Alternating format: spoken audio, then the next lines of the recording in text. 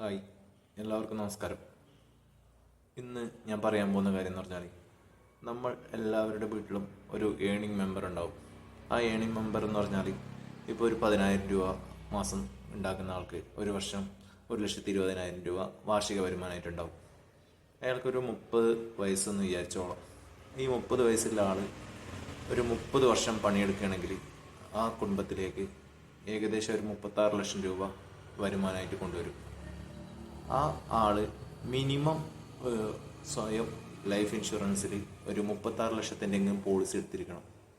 ആ പോളിസി എടുത്തുള്ള ഗുണം എന്ന് പറഞ്ഞാൽ അയാൾ ഏതെങ്കിലും സാഹചര്യത്തിൽ എന്തെങ്കിലും സംഭവിച്ചു പോയാൽ ആ കുടുംബത്തിലേക്ക് ആ പൈസ സ്പോട്ടിൽ കിട്ടും.